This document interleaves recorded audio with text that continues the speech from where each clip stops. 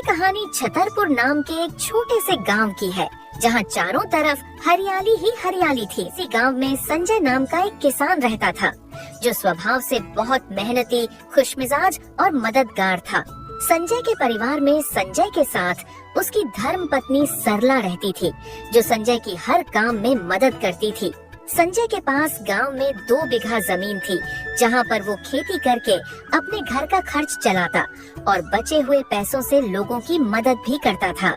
वहीं दूसरी तरफ संजय के बगल में उसका आलसी पड़ोसी रंजन रहता था, जिसे संजय पड़ोसी से बढ़कर अपना मित्र मानता था। परंतु रंजन का स्वभाव संजय से बिल्कुल विपरीत था। उसमें कूट कूट के आलसपन भरा था और उसे गांव में घूम घूम कर लोगों के साथ गपशप करना पसंद था। जहां संजय के पास गांव में 2 बीघा जमीन थी, वहीं दूसरी तरफ रंजन के पास बस एक छोटी सी जमीन थी, जिस कारण वो संजय से और जलता था। संजय उसकी हर काम में मदद करता था, परंतु वो बस उसके मित्रता का फायदा उठाता और उससे अपने काम करवा लिया करता था। रंजन की धर्म पत्नी का नाम कमला था, जो बहुत लालची स्वभाव की थी। एक दिन इसी तरह संजय सुबह सुबह अपने खेत पर काम करने पहुंच जाता है और वो खेत पर आते ही खेत का काम करना शुरू कर देता है। वहीं दूसरी तरफ रंजन अपने घर में पलंग पर चादर तान कर सोया हुआ था। संजय बिना रुके अपने खेत की जोताई करता रहता है। देखते देखते कुछ समय में दोपहर हो जाती है। दोपहर होते ही सरला ठीक समय पर संजय का खाना लेकर आती है और उसे आवाज लगाकर खाना खाने बुलाती है। सुनते हो जी, आ जाइए खाना खाने। सरला की आवाज सुनकर संजय को समझ आता है कि दोपहर हो चुकी है। अरे क्या बात है, आज कुछ ज्यादा ही जल्दी दोपहर हो गई। चलो अब सरला आ गई है तो खाना खाकर थोड़ी देर आराम कर लिया जाए। फिर क्या था, संजय सरला के साथ एक पेड़ के नीचे बैठकर खाना खाने लगता है। इधर संजय तपती धूप में खेतों में कड़ी मेहनत कर रहा था, वहीं रंजय अभी तक सोया हुआ था। उसे सोते हुए देख कमला उसे उठाने आती है। अब उठ भी जाओ, कितना सोओगे? जरा बाहर जाकर भी देख लो, सूरज सर पर आ गया है। कमला के इतने जोर से चिल्लाने के कारण रंजन उठकर बैठ जाता है। क्या हो गया भाग्यवान, क्यों चिल्ला रही हो? सोया था, मर थोड़ी गया था। और कितना सोओगे? कभी तो जल्दी उठकर खेतों पर जाकर काम भी कर लिया करो। वो खेत अपने आप फसल नहीं दे देंगे तुम्हें। अरे आज बहुत तीखी धूप है, आज तो मैं नहीं जा रहा हूँ खेत पर काम करने। बस तुम ऐसे ही बहाने मारते रहो और बाद में जाकर संजय भाई के सामने पैसे मांगना। अरे तुम उसकी फिक्र छोड़ दो। संजय एक नंबर का मूर्ख आदमी है, किसी की भी बिना सोचे समझे मदद कर देता है। और तो और वो मेरा बहुत अच्छा मित्र है, मेरी तो ऐसे भी बहुत मदद कर देगा। और आज के जमाने में मेहनत से कुछ नहीं मिलता है, दिमाग लगाओ तो ज्यादा फायदा होता है। इसी तरह कमला के ताने सुनकर रंजन फिर से सो जाता है।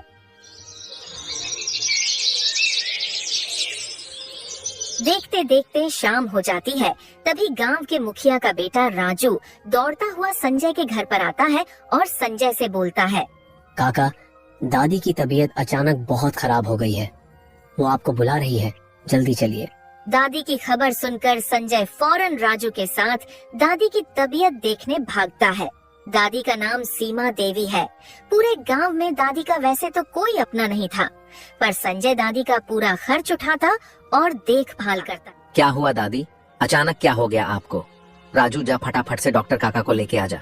संजय के कहते ही राजू डॉक्टर को लेने चला जाता है। बोलो दादी, राजू बोल रहा था कि आप मुझे बुला रहे थे, कुछ काम है तो बोलो।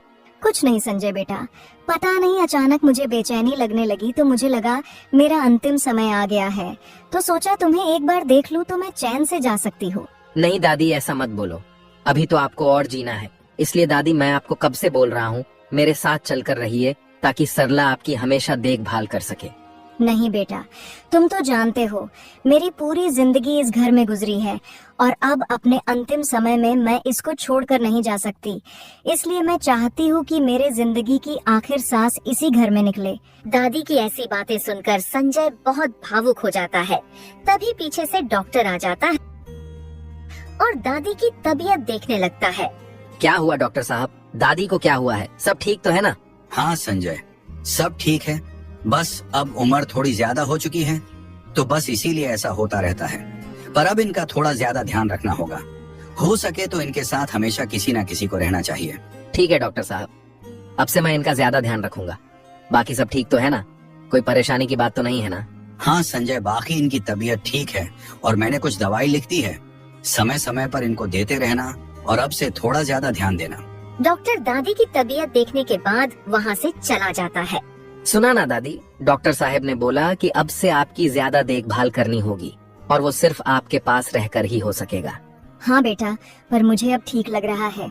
तुम्हें मेरी ज्यादा चिंता करने की जरूरत नहीं है। नहीं दादी, अब से मैं और सरला हमेशा आपके पास रहेंगे। अगर आप हमारे साथ हमारे यहाँ नहीं आ सकती तो क्या हुआ, हम तो आपके पास रह सकते हैं ना। मैं कल ही मेरा और सरला का सामान लेकर यहाँ आ जाऊंगा। ठीक है बेटा, जैसा तुमको सही लगे। राजू बेटा, हो सके तो तुम दादी के पास थोड़ी देर रुको। मैं अभी जाकर सरला को यहाँ भेज देता हूँ ताकि आज रात वो दादी के साथ रुक सके। फिर क्या था, संजय राजू को दादी के पास रहने को कहकर वहाँ से अपने घर चला जाता है। संजय फटाफट से अपने घर पहुँच जाता है और उसे देखकर सरला पूछती है, क्या हुआ जी, अब कैसी है दादी की तबीयत? सरला दादी की तबीयत फिलहाल तो ठीक है, पर डॉक्टर साहब ने बोला कि अब हमें उनकी थोड़ी ज्यादा देखभाल करनी होगी। इसलिए अब से हम ये घर छोड़कर दादी के घर पर रहेंगे ताकि हम उनके पास हमेशा रह सके। ये तो बहुत अच्छा रहेगा। इससे हम में से कोई ना कोई हमेशा उनके आसपास रहेगा तो हम उनका ज्यादा ध्यान रख सकेंगे। सरला, तुम्हें आज रात दादी के पास रुकना होगा। मैं कल अपने साथ हमारे काम लायक सामान लेकर वहाँ आ जाऊंगा। संजय से बात करने के बाद सरला दादी के घर के लिए निकल जाती है।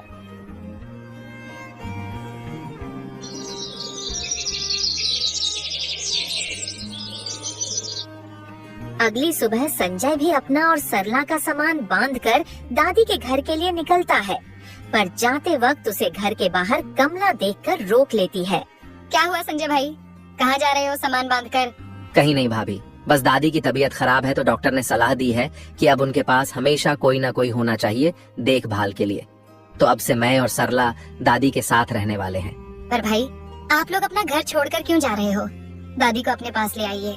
नहीं ना भाभी, मैंने दादी से कहा था, पर दादी अपना घर छोड़ना नहीं चाहती, तो मैंने सोचा कि वो यहाँ नहीं आ सकती तो हम तो उनके पास जा सकते हैं ना।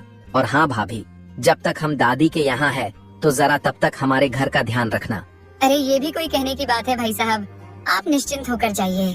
संजय कमला को सारी बात बताकर दादी के घर के लिए निकल जाता है। फिर ऐसे ही कुछ दिन बीत जाते हैं। संजय और सरला दादी के साथ अपना अच्छा समय बिता रहे थे।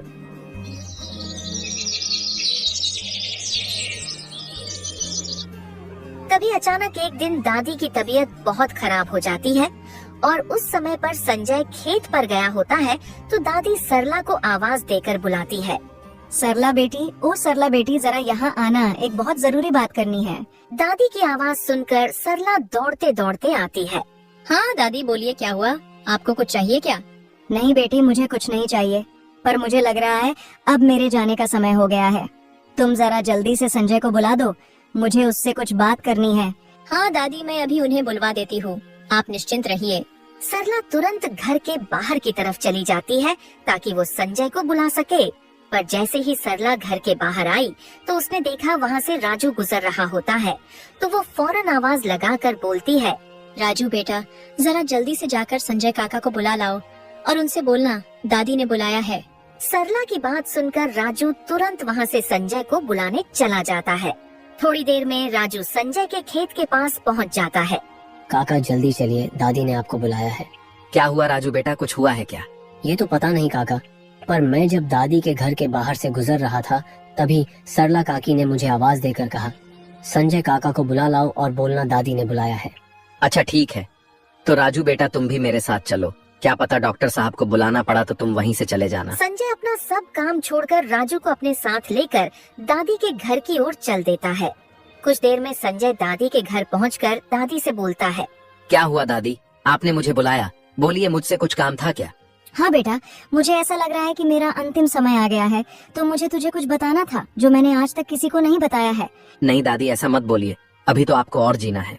दादी की ऐसी बातें सुनकर संजय फौरन राजू को डॉक्टर साहब को जाकर लेकर आने बोलता है। राजू बेटा जल्दी से जाओ और डॉक्टर काका को लेकर आओ। नहीं बेटा, अब इसकी कोई जरूरत नहीं है, मुझे तुम्हें मेरे पुश्तैनी खजाने के बारे में बताना है। दादी आप पहले ठीक हो जाओ, बाद में इस खजाने के बारे में बता देना। राजू बेटा जल्दी से डॉक्टर काका को लेकर आओ। राजू वहाँ से फौरन डॉक्टर काका को बुलाने के लिए निकल जाता है। संजय बेटा, अब डॉक्टर को बुलाकर कोई फायदा नहीं है। तुम बस मेरी ये बात अच्छे से सुन लो। मेरे घर के बाहर जो पेड़ है, अगर तुम वहाँ खुदाई करोगे तो तुम्हें वहाँ एक जादुई संदूक मिलेगा। इस जादुई संदूक की खासियत है कि तुम इसमें जो भी चीज डालोगे वो कई गुना हो जाएगी, पर इसका इस्तेमाल जितना हो सके सुबह के समय पर करना, तुम्हें इसके जादू का असली असर दिखाई देगा। पर बेटा एक बात याद रखना कि इस संदूक का कभी भी गलत इस्तेमाल ना तो करना और ना ही होने देना। अगर इसका गलत इस्तेमाल हुआ तो समझो इस्तेमाल करने वाला बर्बाद हो जाएगा। इस जादुई संदूक की एक खास बात ये भी है कि ये इसका इस्तेमाल करने वाले का इरादा भांप लेती है कि इसका इस्तेमाल सही काम के लिए हो रहा है या गलत। हाँ दादी, मैं समझ गया, परंतु मुझे नहीं जरूरत है जादुई संदूक की, क्योंकि मैं नहीं चाहता कि मैं उस संदूक के लालच में फंस जाऊं और अपनी जिंदगी बर्बाद कर लूं। नहीं बेटा, मुझे ऐसा नहीं लगता है, क्योंकि पूरे गांव में बस एक तुम ही ऐसे हो जो कभी अपनी नहीं सोचते हो। तो मेरे हिसाब से तो ये संदूक सिर्फ और सिर्फ तुम्हारे पास होना चाहिए। पर दादी, कहीं मैं इस जादुई संदूक के लालच में आकर कुछ गलत कर बैठा तो तुम इस संदूक को अभी मत निकालो। तुम्हें जब सही लगे कि उसकी जरूरत है तो तुम उस वक्त इसे निकाल कर इसका इस्तेमाल भलाई के लिए कर लेना। और हाँ, अगर तुम्हें लगे कि इसका गलत इस्तेमाल हो रहा है तो इसे फिर से लाकर वहीं जमीन में गाड़ देना। ठीक है दादी, जब मुझे लगेगा कि इसकी जरूरत है तो मैं इसको जमीन से निकाल लूंगा। संजय से बात करते करते अचानक दादी की आंखें बंद हो जाती है। दादी, क्या हुआ दादी? आंखें खोलो दादी, कुछ तो बोलो दादी। पीछे से डॉक्टर आ जाता है और दादी की नब्ज जांचने लगता है। संजय भाई, दादी अब नहीं रही। डॉक्टर की ये बात सुनकर संजय और सरला रोने लगते हैं।